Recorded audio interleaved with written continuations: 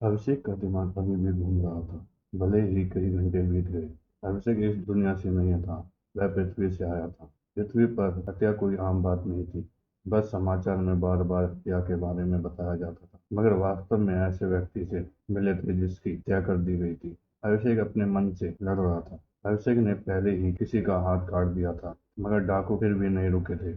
और वे फिर क्या, उसके सारे पैसे छीन लिए जाएंगे, और इसलिए उसने उन्हें मार दिया था। फिर भी वे नहीं रुके। इससे एक और बात पैदा हो गई। अभिषेक ने उन्हें रोकने के चक्कर में अधिक लोगों को मार दिया था, क्योंकि अन्य डाकू उसे कमजोर न समझे और उसे सभी को नहीं मारना था। जब दिन की पहली किरण अभिषेक के चेहरे पर पड़ी तो वह बिना सोचे समझे गाड़ी से नीचे उतर गया और अपने आसपास देखने लगा। और लोगों की लाशें वहीं थी, और वे ठंड में जम गई थी, और उसे पिछले कुछ घंटों में कोई हरकत नहीं दिखी। अभिषेक को ऐसा लगा जैसे समय बीता ही नहीं था। अंधेरे से रोशनी में आने से इसे एक लाशों का ढेर बना दिया, जो हकीकत बन गया था। जब अभिषेक ने सारी लाशें देखी तो उसे कुछ खास महसूस नहीं हुआ। वह नहीं सोच रहा था कि उसे कैसा महसूस करना चाहिए। उसने जो करना था उसने वही किया। अभिषेक ने आसपास बची हुई बर्फ की लकड़ी को इकट्ठा किया और बिना सोचे समझे पिंजरे को ठीक करने लगा। इसमें उसे कुछ मिनट लग गए, लेकिन वह पिंजरे को कुछ हद तक ठीक करने में कामयाब रहा। लंबे समय तक जंगल में रहने के कारण अभिषेक को पता था कि कपड़े कैसे बनाए जाते, बाकी काम कैसे करते हैं। अभिषेक ने गाड़ी को पकड़ लिया और उसे वापस सड़क पर खींचने लग गया। रात में थोड़ी बर्फ गिरी थी, लेकिन तापमान फिर से शून्य से ऊपर पहुंच गया और अगले कुछ घंटों में बर्फ गायब हो जाएगी। बिना कुछ सोचे अभिषेक ने गाड़ी को आगे खींचना जारी रखा। कुछ घंटों के बाद अभिषेक के पास से पहली गाड़ी गुजरी थी, और उनमें से सभी ने लाशों को साफ करते हुए देखा था। जब अभिषेक ने रात में डेरा डाला था तो उसने गाड़ी को ज्यादा दूर तक नहीं खींचा था, जिसका मतलब यह था कि जब तक कोई उसके आसपास ध्यान से निरीक्षण करता तो सड़क पर से लाशें देखी जा सकती थी। जब गाड़ी अभिषेक के पास से पहुंची तो उसने तुरंत पता चल गया यह वही है, क्योंकि जिस गति से वह अपनी गाड़ी को खींच रहा था वह केवल एक दिन में इतनी दूर नहीं जा सकता। इसका मतलब यह था कि उसने रात में शुरुआत की होगी, या उसने कल शुरुआत की थी और रात के कई डेरा डाल लिया होगा। तो जब मालिकों ने नशा के अपराधी को देखा तो उसकी क्या प्रतिक्रिया थी? हाँ हाँ हाँ, अच्छा काम बच्चे, हमारे लिए चिंता करने के लिए धन्यवाद। आपने इन डाकू से कम है। ये शब्द गाड़ी के हर मालिक ने चिल्लाए थे। फिर उन्हें 10 चांदी के सिक्के निकाले और अभिषेक की ओर फेंके। अभिषेक ने मिट्टी में पड़े सिक्कों को देखा और व्यापारी अलविदा कहकर अपने रास्ते पर चले गए। अभिषेक ने अपने सामने गंदगी में पड़े 10 चांदी के सिक्कों को देखते हुए कहा, डाकू को मारने का इनाम। अभिषेक थोड़ी देर तक सिक्कों को देखता रहा। उसे इस इनाम के बारे में क्या क्या करना चाहिए। उसने कई मनुष्यों को मार दिया था जिसके पास हथियार भी नहीं थे, और उन्होंने उस पर हमला भी नहीं किया था। वे कुछ बर्फ की लकड़ियों को लेने के लिए उसकी गाड़ी के पीछे गए थे, जिससे वे बेच सके और पैसा कमा सके। पृथ्वी पर बहुत से लोग अभिषेक को एक बेकार और लालची हत्यारा मानते होंगे। उन्होंने अपने पैसे का कुछ हिस्सा कई मानव मानव जीवन से ऊपर रखा था। हर से एक तरह से जानता था कि वे लोगों क्यों सोच रहे हैं। उसने वही किया जो उसे सही लगा। अभिषेक ने केवल सिक्कों को देखा। उसके दिमाग में सिक्के उसके द्वारा किए गए कार्यों से जुड़े हुए थे। उसने कई नियत इंसानों को मार डाला था और उसे ऐसा करने का इनाम मिल रहा था। गंदे चांदी के सिक्के बहुत आकर्षक नहीं लग रहे थे। अभिषेक के अंदर किसी ने उसे कहा कि वह पैसे नहीं लेने चाहिए और यह पैसा कभी स्वीकार नहीं करेगा। लेकिन अभिषेक पृथ्वी पर मर गया था और वह यह पैसे स्वीकार नहीं करेगा। लेकिन कर्ण के बारे में क्या? अभिषेक को वह समय याद आया जब वह अपनी पहली कीट बिल्ली का शिकार करने के लिए गया था। उस समय अभिषेक को ऐसा महसूस हुआ जैसे वह अपनी पुरानी दुनिया को पीछे छोड़ रहा है। उसे अब अपने परिवार के चेहरे भी याद नहीं थे। उसे अपने परिवार की आवाजें भी याद नहीं थी। उसे यह भी नहीं पता था कि अगर वे अभी उसे देख सके तो वे कैसे सोचेंगे। और अब बहुत समय हो गया। इतने लंबे समय तक अकेले रहने के बाद उसे एहसास हुआ जैसे वह सचमुच अकेला था। क्या उसका कोई परिवार भी है? अभिषेक को ऐसा क्यों लगा जैसे उसका परिवार किसी अजनबी का परिवार? ऐसा लगा जैसे वह असली नहीं है। इससे भी अधिक अभिषेक अब अपने नाम के बारे में नहीं सोच रहा था। कई बार सिर के दर्द के बाद जब अभिषेक ने अपना नाम याद करने की कोशिश की तो उसे अपने पुराने नाम के प्रति गुस्सा महसूस होने लगा था। जब भी उसका पुराना नाम सामने आता तो उसे बहुत दुख होता था। अभिषेक जानता था कि इस सब का वास्तविक कारण भगवान है। हालांकि अभिषेक जानता था कि उसके पुराने नाम को नापसंद करने का कोई कारण नहीं है। फिर भी उसकी भावनाओं में से इसके प्रति नापसंद की तीव्र भावना महसूस हुई। कोई इस स्थिति की तुलना दुर्व्यवहार करने वाले कुत्ते से कर सकता है। कुत्ते का मालिक कुत्ते को कुछ प्रकार के लोगों से सावधान रहने के लिए ट्रेनिंग करने के लिए हर 2 दिन में कुत्ते के साथ दुर्व्यवहार करने वाले किसी व्यक्ति को भुगतान करेगा। कुत्ते के दर्द की वजह उसका मालिक ही था। फिर भी जिस व्यक्ति को भुगतान किया गया था वह कुत्ते के क्रोध का पूरा ध्यान होगा। बेसिक मनुष्य कुत्तों की तुलना में अधिक बुद्धिमान और अधिक शक्तिशाली थे, लेकिन कुछ हद तक वह भावनाएं अभी भी इस सिद्धांतों का पालन करती है। अभिषेक जानता था कि उनके नाम में कुछ कुछ भी गलत नहीं है, लेकिन उसे यह नापसंद था क्योंकि वह पीड़ा महसूस नहीं करना चाहता था। अपने पुराने परिवार के प्रति भावना के साथ अभिषेक को ऐसा महसूस हुआ जैसे वह अब उसे अपने पिछले जीवन से जोड़ने वाला कुछ भी नहीं है। उसका कोई परिवार नहीं है, उसका कोई मित्र नहीं है, उसे पृथ्वी भी पसंद नहीं है। सभी ने दिन रात काम किया वो भी किसके लिए? बूढ़ा हो जाने के लिए। और जब वे बूढ़े हो गए तो तब क्या होगा? वे केवल वही करेंगे जो वे चाहते थे, जब तक कि अंत में मर नहीं जाएंगे।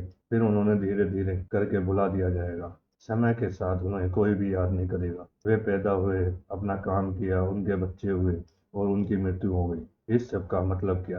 हालांकि इस दुनिया में अभिषेक सच्ची शक्ति तक पहुंच सकता है।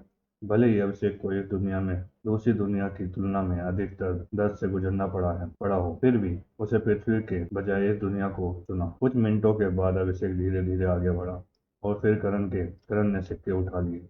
ये पैसे थे और वे उसे पैसे की जरूरत थी। करण और अधिक शक्तिशाली बनना चाहता और पैसे उसकी मदद करेगा। पैसे जेब में डालने के बाद करण ने गाड़ी को सड़क से नीचे खींचना जारी रखा। किसी कारण से गाड़ी पहले की तुलना में बहुत हल्की महसूस हो रही थी। करण बिना सोचे समझे सड़क पर चल रहा था और अभिषेक बहुत पहले ही मर चुका था। इस दुनिया में हमेशा से ही करण का जीवन है और करण को इसका एहसास अब जाके हुआ। मेरे लिए पृथ्वी अब कोई मायने नहीं रखती। मैं उस समय की यादें हैं जो कभी हुई नहीं थी। करण को पता ही नहीं था कि वह कई घंटों से गाड़ी को खींचते समय क्या सोच रहा है। करण ने गाड़ी को खींचना जारी रखा और यह पहले की तुलना में बहुत हल्की लग रही थी। उसे ऐसा लग रहा था जैसे उस अंदर का एक दर्द खत्म हो गया है और आगे बढ़ना आसान हो गया।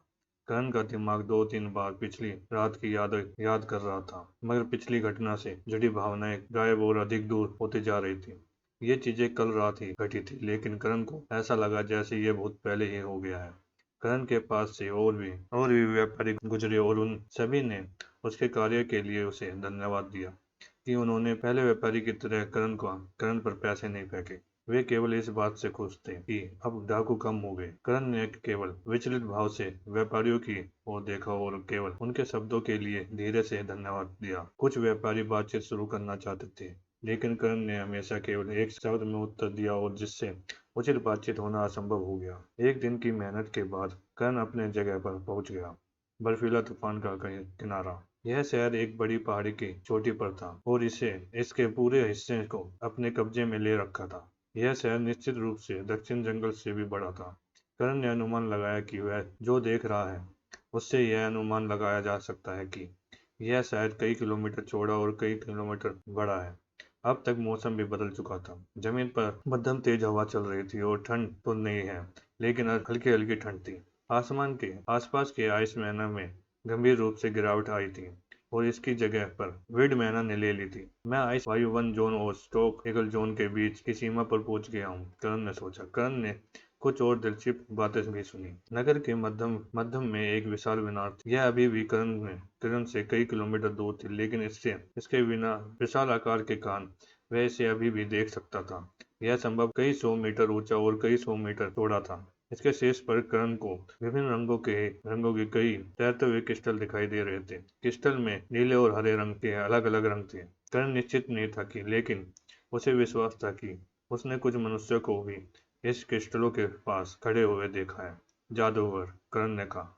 भगवान ने करण को बताया था कि उसकी दुनिया जादूगरों से भरी हुई है, लेकिन करण ने अब तक बहुत से जादूगरों को नहीं देखा था। उसने केवल गांव के बुजुर्ग राम और सेठ जंगल में कुछ पृथ्वी जादूगरों को देखा था, बस इतना ही। लेकिन अब वह जादूगरों की शक्ति को देख रहा था। यह मीनार विशाल और भव्य थी। इसके अतिरिक्त करण को महसूस हो रहा था कि टावर के चारों ओर बहुत सारा आइस मैना तैर रहा था।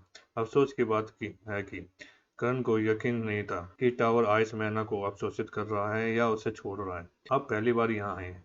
करण ने गार्ड की ओर देखा, जिससे गेट से मुस्कुराहट के साथ उसकी ओर देखा। करण ने सिर हिलाया। हाँ।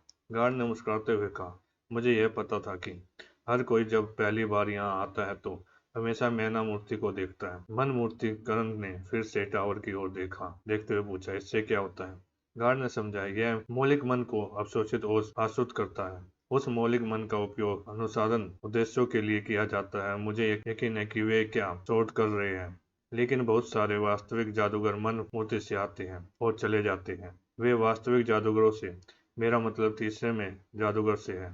पहले क्षेत्र के जादूगर केवल परीक्षित है और दूसरे क्षेत्र के जादूगर केवल शीर्ष है। केवल एक जादूगर है जो तीसरे लोक तक पहुंच गया है, वो उसे वास्तव में जादूगर कहा जाता है। कुछ सेकंड के लिए करण ने केवल दूर स्थित मैना मूर्ति को बिना सोचे समझे देखा। आप मुझे ये बात क्यों बता रहे हैं? करण ने पूछा। एक सेकंड के लिए गार्ड इस सवाल से थोड़ा हैरान हो गया। आप बहुत मजाकिया है, गार्ड ने मुस्कुराते हुए उत्तर दिया। अब भविष्य में कई बार यहाँ आएगी। मैं केवल आपके लिए शहर से परिचित होना आसान बनाना चाहता हूँ। कर्ण ने अपनी भौहें सिकोड़ ली।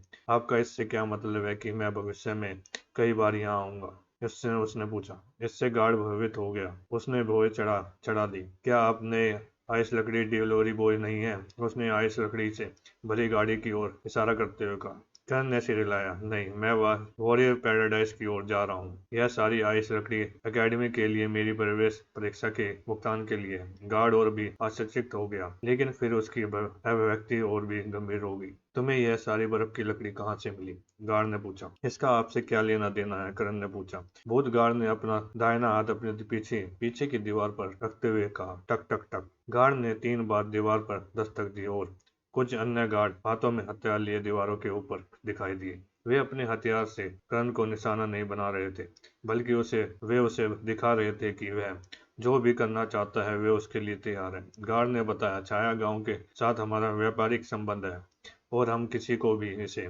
खतरे में डालने की इजाजत नहीं दे सकते। करण ने भुएं चढ़ा ली। क्या तो मुझे आइस लकड़ी बेचने की अनुमति नहीं है? उसने पूछा। आप कर सकते हैं, लेकिन बात यह नहीं है, गार्ड ने करीब आते ही उत्तर दिया। तो वह बर्फ की लकड़ी कहाँ से आई? करण ने गार्ड और दीवार पर मौजूद सभी गार्डों की ओर देखा। छाया गांव से, करण ने उत्तर दिया। और आपने इसे कैसे हासिल किया? गार्ड ने पूछा।